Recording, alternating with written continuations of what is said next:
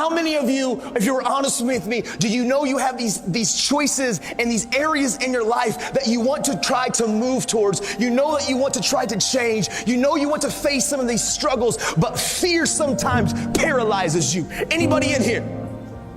Yeah, man, I've learned in my journey that I have to skydive that thing. And here's what I mean. I know sometimes, as when I was growing up, I didn't trust anybody. I know things have happened to me. My dad abandoned me. I isolated. And I always said, if I find the perfect person that I can count on, if I find the perfect person that I can trust, then I will. But the truth is that person's not here.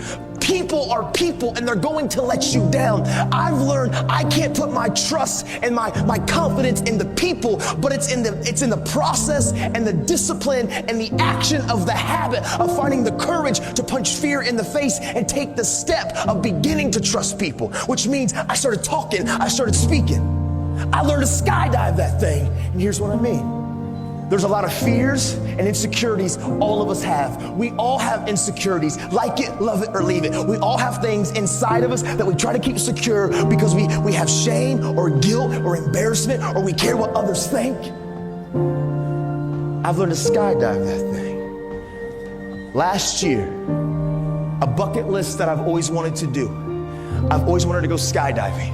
I'm an adrenaline junkie, but the problem is now, where I'm at in my life, I'm a husband and I'm a father. And I guess my wife doesn't approve of me jumping out of planes at 15,000 feet.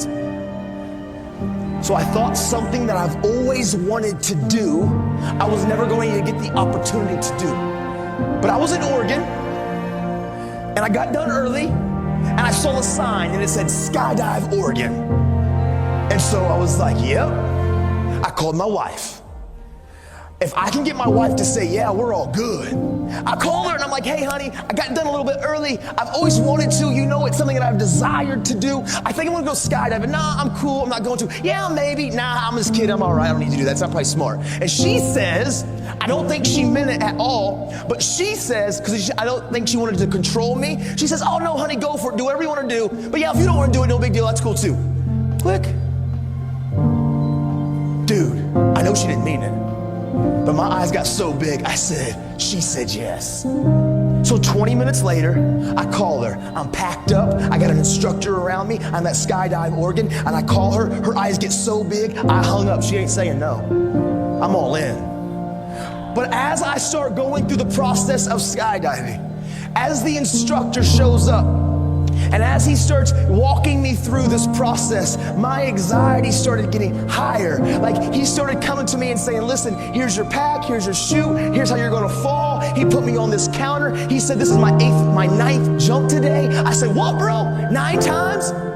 Do you pack your shoe? He said, every time. I said, so you packed your shoe 9 times today? Are we gonna test the odds? Are we good? We're cool on one more? Did you get tired? Did you miss a fold? He said, nah, bro, it's cool. He showed me how he did it. Dude, my anxiety, it's getting higher. This little ratchety plane lands.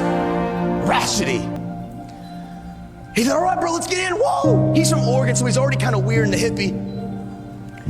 As we get into the plane, we start ascending. He slides in behind me. My anxiety is on 10. Just like some of you, when you know you need to trust, you know that you want these areas in your life that you're insecure, and you get to the edge and fear paralyzes you and anxiety gets higher. Dude, I was right there. I've always wanted to do this, but through the process, I was so uncomfortable.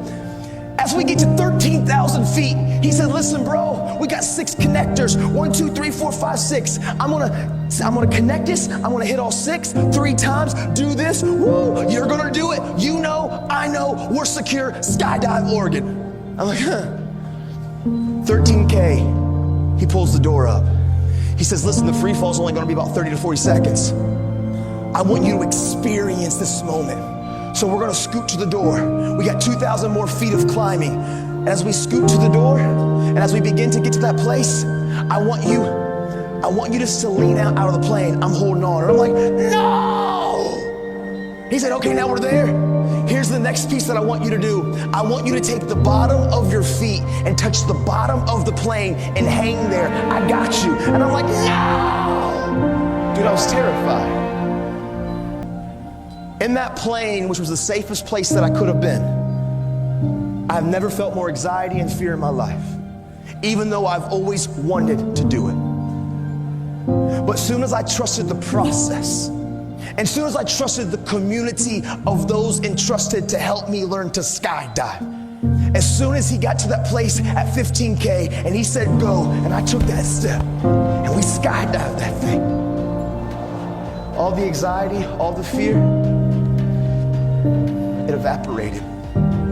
As I free fell and I saw Mount Hood, Mount Rainier, and Mount St. Helens, I've never felt more on top of the world. There's a lot of you in here that you struggle with trust. Fear has paralyzed you. You know there's areas in your life that you want to change, you need to change, but man, you get to the very precipice at that door and you run back because it is uncomfortable, and I need you to know change is uncomfortable. I've learned to skydive.